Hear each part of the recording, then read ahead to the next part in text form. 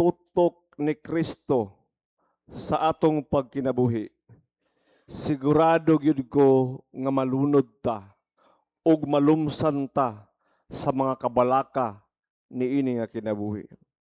We will begin to sink when our attention shifts from Christ to the storm or to the cares of this world.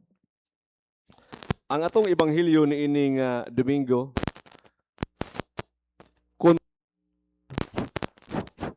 continuation ng atong ebanghelyo niini nga Domingo sa ebanghelyo ni aging Domingo, diin si Ginoong Hesus nag-agto sa awa-aw nga lugar tungod kay ang iyang igagaw nga si Juan nga magbabunyag, iyang nahibaluan nga gipatay, gilungguan og ulo, og ang ulo gihatag ngadto kang Salome. Kay nahimuot man og maayo si Herodes kaniya. Og nasubo si Ginoong Hesus tungod kay patay na ang iyang igagaw og niadto siya sa awa-aw nga lugar. Og samtang ni lakaw siya, nakita siya sa mga tao nga nagsakay siya og sakayan. Og sa dihang nidunggo na siya, ang mga tao nagpanon, nagsunod kaniya. Og sa ilang pagsunod kaniya, bati si Ginoong Hesus og dakong kaluoy tungod kay nakita tao sama sila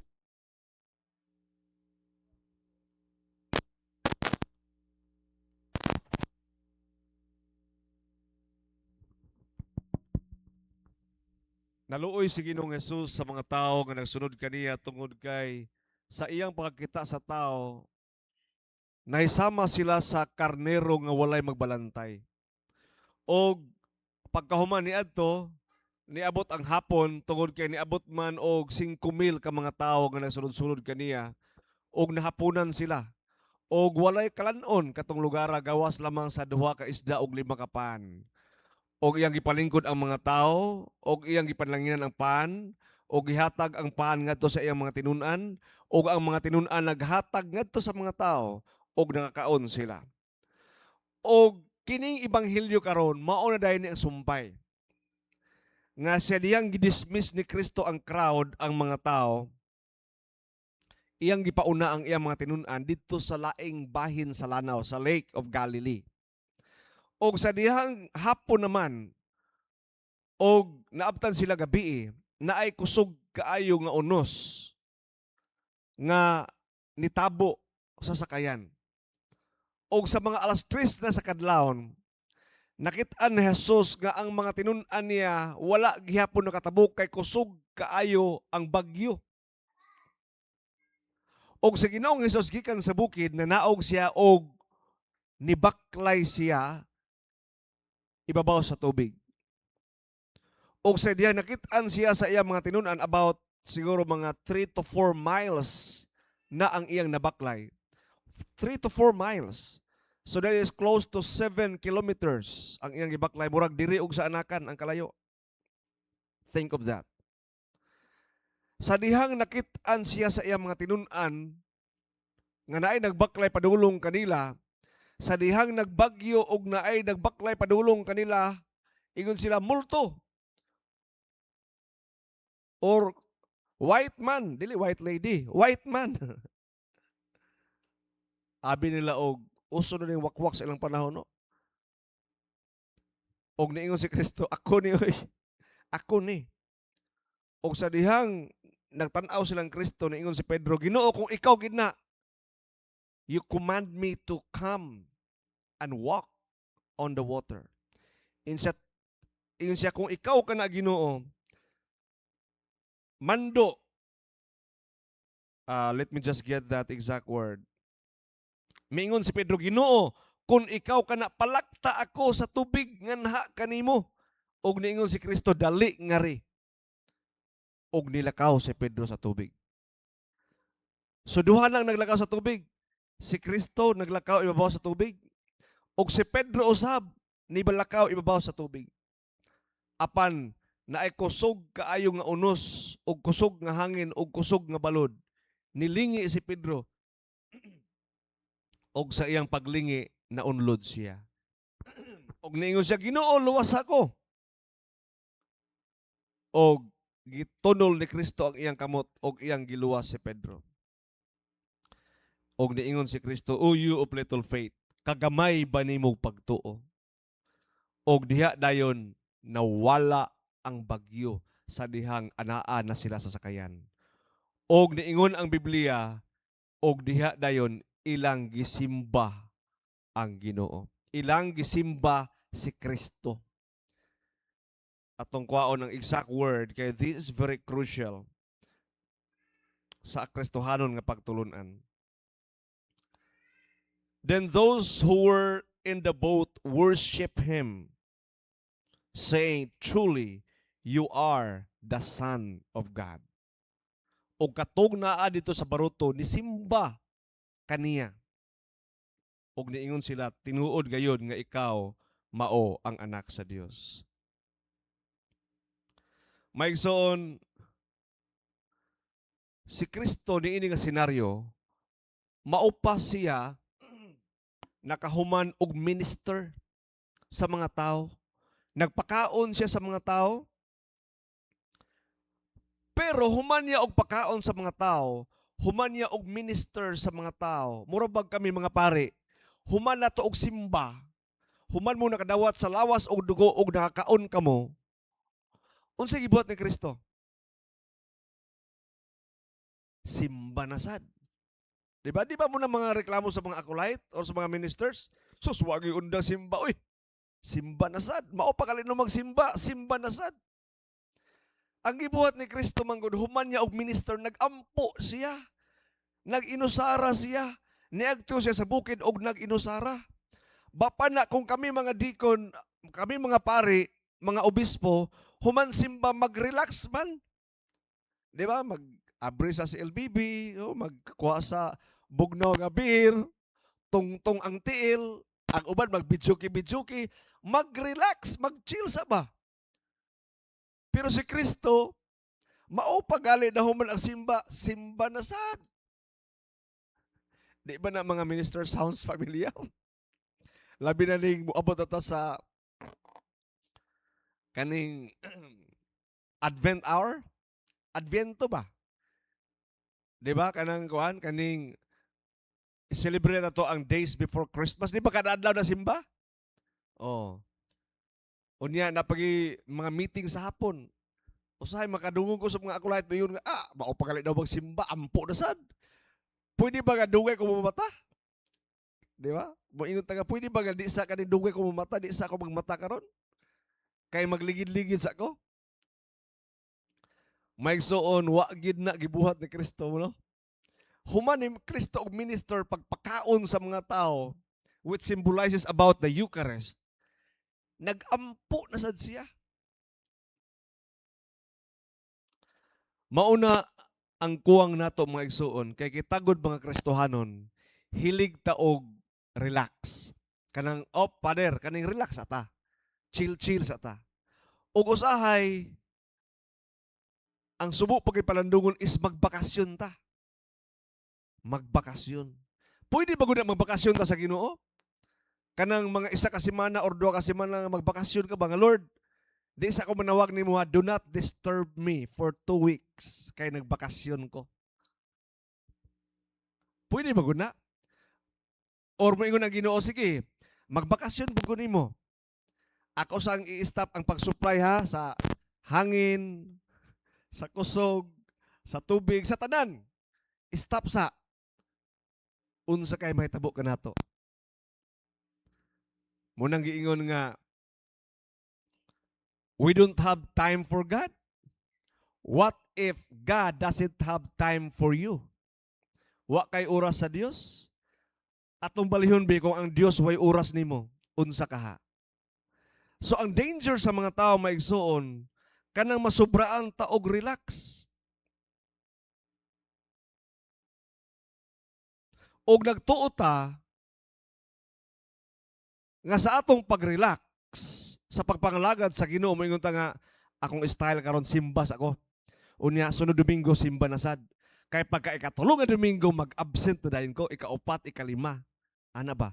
Ako silang pakuratan. Ah, akong isurprise ang Ginoo, no? And we think may suon nga nahimo pa ta mga epektibo nga mga Kristohanon.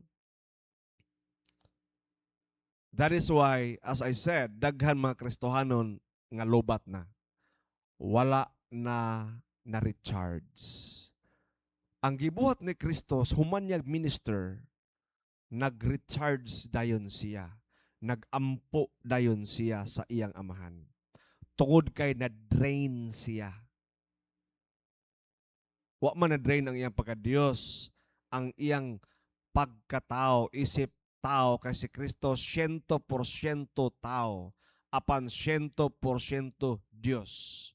O gipakita niya kanato ang insakto nga panag-ingnan, nga di gyud ta magkumpiyansa sa atong pagkinabuhi nga Kristohanon, nga usahay magtuo ta nga balaan na kayo ta, duol na kayo ta sa Ginoo, unya pwede na dayon ta mag-relax og magbakasyon. Og malimot ta maigsuon nga sa atong pag-relax og pagbakasyon, nag-expired na di ay ta. Kanang tambal nga mag-expired, unsa man na? Makaayo or makadaot? Makaayo or makadaot? Correct.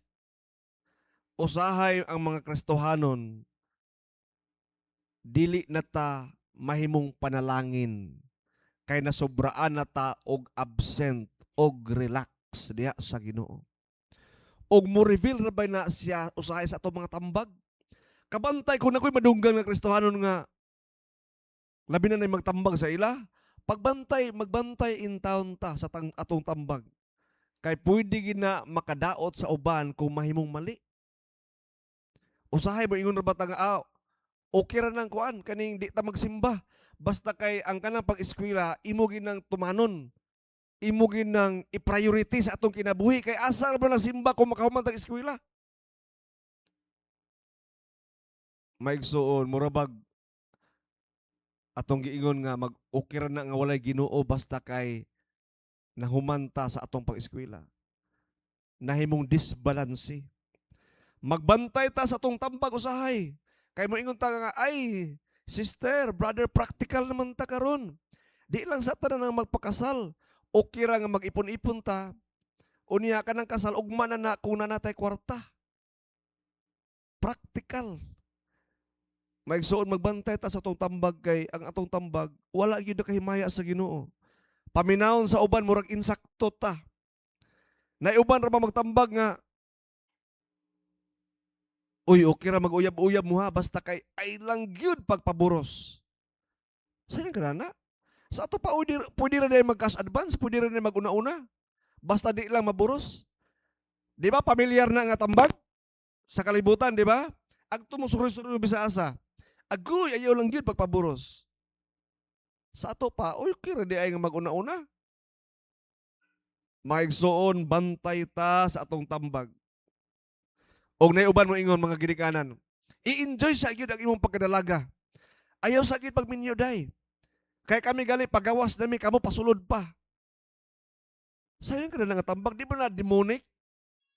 Nga murag kita atong gipaila nga nagbasol ta nga nagminyo ta.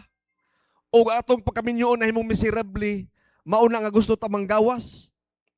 O ang uban mao pa pagsulod, o ato sila i-discourage nga ayaw magsulod sa kaminyoon. Pag ipon-ipon na lang mo o pagpuyo-puyo na lang mo, okay na ayaw mong awat na mo nga naminyo mi. Kay kami nga mga minyo nagbasol mi. Di ba na iyawan noon mga igsoon ng tambag? Bantay ta sa itong tambag.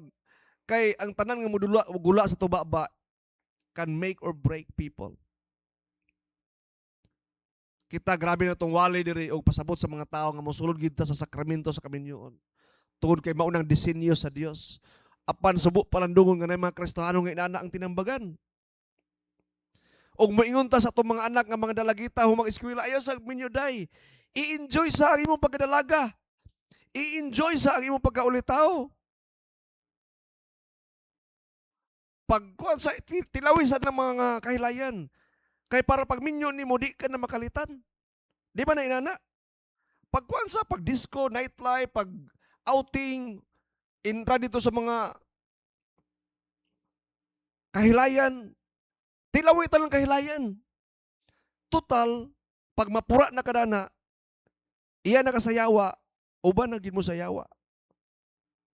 Di ba naiyawan noon ng tambag magsuon? Bantay ta sa tong tambag kay sakit kaayo na nga tambag. Pero makapasubo ba?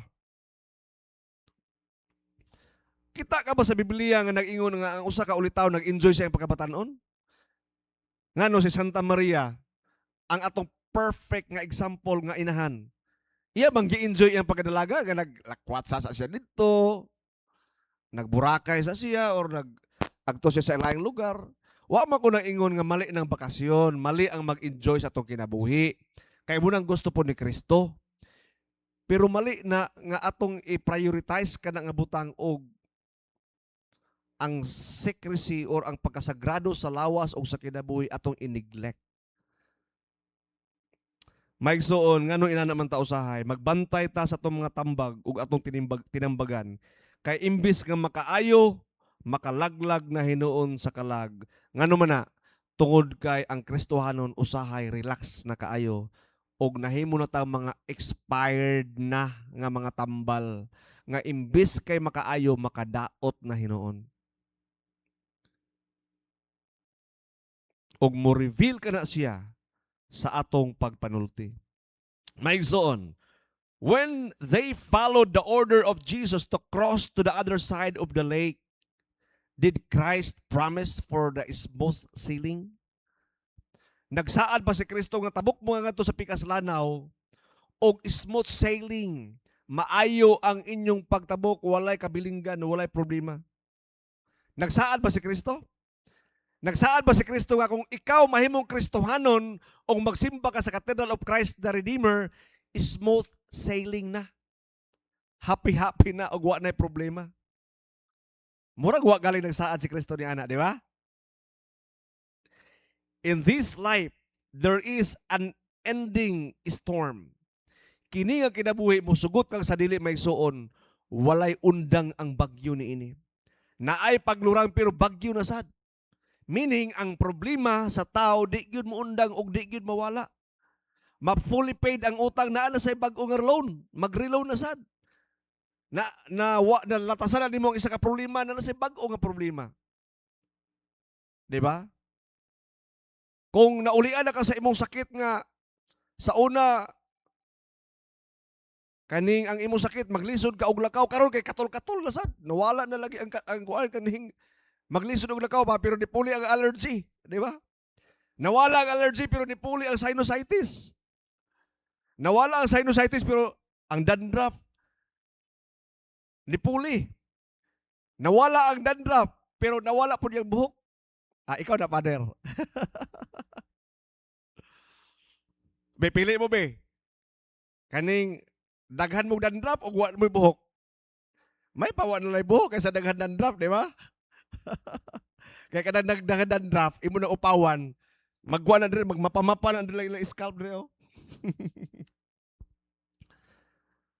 So mao na maigsuon nga we are in constant samtang naata ni kalibutan, naata kanunay sa walay undang nga unos ug bagyo sa kinabuhi. But listen to this. Jesus is just beside you. He is watching us. Wala gyud ta niya biyae. Subo lang palandungon tungod kay dili ta anad sa Ginoo, ang atong pananaw sa Ginoo multo. Kanang mga tao bitaw nga talaga sa resimba, wa naanad sa presensya sa Ginoo. Ang ilang pananaw sa Ginoo tiaw. Naay tiaw. Pero ang nakaila sa Ginoo, unsay giingon sa Ginoo, nakaila ako kanila and I called them by name. I know their name. Og nakaila ako kanila. Og dili ako mobiya og pasagad kanila. Maigsoon, in this storm of life, niining bagyo sa kinabuhi, dili gid angay muambak sa baruto. Ingna imong abay, ayog ambak sa baruto. Maigsoon, subo palandungon, daghan mga Kristohanon. Nga niambak sila sa baruto. Nang layat sila kay nagtuo sila nga maunlod na ta. Og nibiya sila sa ilang pagkristohanon og niini nga simbahan. Og nagtuo sila nga kumuagto sila sa lain nga simbahan og muagto sila sa laing baruto, mao gayud kato ang ilang sakayan. Maigsoon sultian ta mo. Wala nasayop ang Ginoo nga naata niini nga simbahan, naata niini nga baruto, naata niini nga sakyanan. Sa wala pa kada tao, nasayod ng Dios nga iyatang luwason kita nga mga katawhan sa Cathedral of Christ the Redeemer og niini nga diocese og niining CEC Charismatic Episcopal Church iyatang luwason pinaagi niini nga sakayan. Nga ikaw ug ako makaabot ta ngadto sa kinabuhing walay katapusan. Kay biyahe man gani. Journey man gani ang kinabuhi. If this is a journey, we are on a trip, a constant motion and journey. And God provided us a vehicle or a boat for us to reach there. And that boat is CEC. Mauna nga ayaw ambak sa baruto. Kay pwede yun ka mamatay. Muna giingon ni Duterte, di ba? Huwag mong subukan. Oh. Huwag mong subukan, nakakamatay talaga. Mao bitaw si Pedro, nilakaw siya sa baruto. Nigawa siya sa baruto. Siya diambak ha. In siya, Lord, kung ikaw na, palakta ko diha kanimo. In si Kristo dali. Apan unsay nahitabo ni Pedro? By the way, mga isuon, sa tanan nga mga apostoles, og walay tao sa kalibutan ever recorded nga nakalakaw og tubig gawas ni Pedro. Muna nga ayaw ninyo ismula si Pedro. Ayaw ninyo si Pedro man to'y pagtuo dili. Naipagtuo si Pedro. Galing lang nawala lang siya sa iyang focus. Imbis iyang focus si Kristo, dito siya nakapokus sa dako kayo nga problema. Nga mao ang bagyo ang unos og nalunod siya. Di ba inana man ta maigsoon? Imbis mo simba ta focus na kayo. Kalit lang niabot atong silingan. Kalit lang niabot ang problema.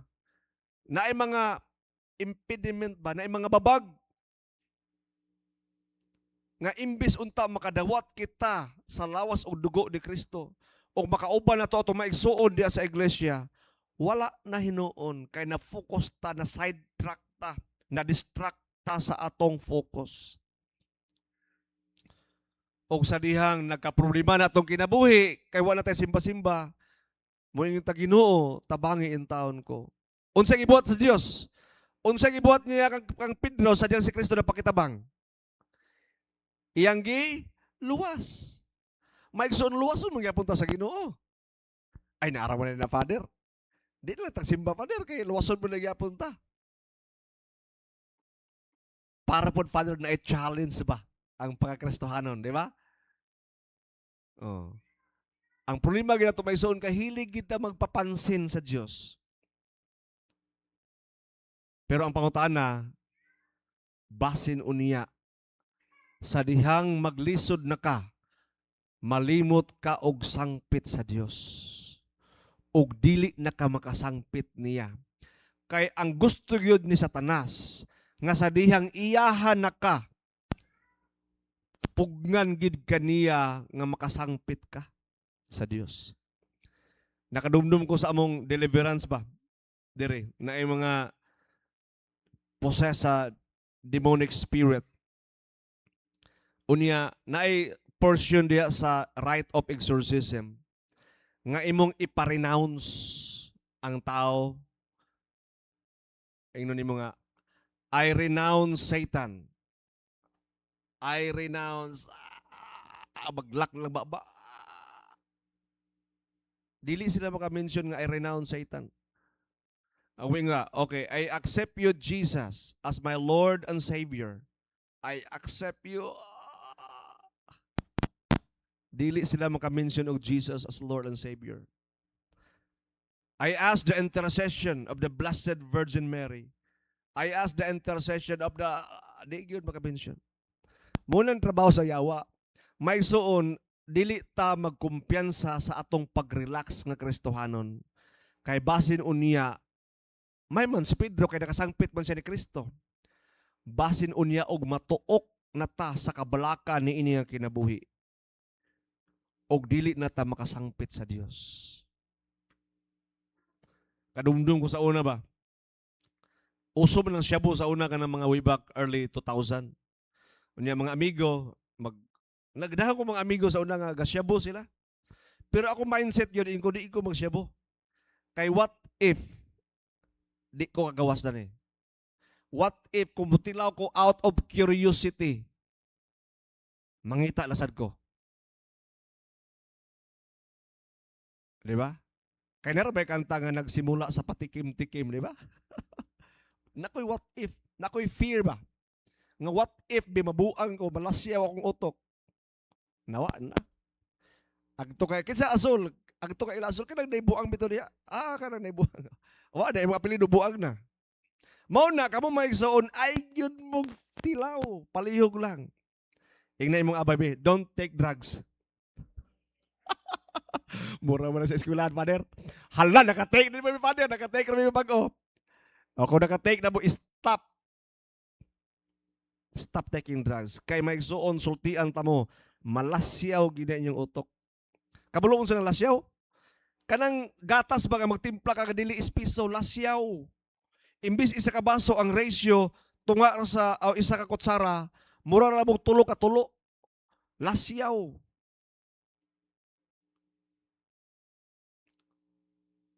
Mao na maigsuon nga di ta kumpiyansa kay basin unya og dili ta makalingkawas. And if ever we fall, we need to say, Lord, save us. Sa dihang kita nagkinabuhi og nagtinarong kita og mapakyas kita, makaingon kita, Ginoo ko, salbara ko, luwasa ako. Maigsuon atong paglaom anaa ra gyud sa Ginoo. Wala sa atong trabaho, wala sa atong negosyo, wala sa atong tigpautang. Hinaot nga dili maigsuon pang emergency lang ang Ginoo. Nga kita mo ilalang sa Ginoo kanang wala gilain nga ato masangpit. Walay magpabaylo nato, walay mutabang nato, wala na tayo masangpit. Ay Lord, emergency gid Lord. Wa na gid tayo lain maduulan Lord. Ikaw na lang gyud. Mo nga nang Ginoo, grabe pang last na lang day ko. Hinaot maigsuon nga dili ta inana nga Kristohanon. And after we see the signs and wonders with faith, hope, and love, atong simbahon ang Ginoo sama nga ang iyang mga tinun-an. Ilang gisimba ang Ginoo tungod kay giluwas sila. May suon makahatag lang ta sa tinud-anay nga pagsimba sa Dios kung kita usab tinud-anay nga makasinati sa iyang kaluwasan. Mga niluwas ba ta? Mauna nga kita nga mga niluwas sa Dios sama nga ni Pedro, sama sa iyang mga tinun-an nga gikuso-kuso sa balod. Apan wala gayud nangambak sa baruto. Hinaot nga kita usab sama niini. Nga bisan pa og naay problema sa atong simbahan, niining dako nga pamilya sa CEC. Apan di gid ta mangambak ha. Aron sa ingon kitang tanan, dungan ta atong simbahon ang Dios. Og tamis og nindot atong pagsimba sa Dios kung kita maka-experience sa iyang kaluwasan. Amen. Palihog manindog.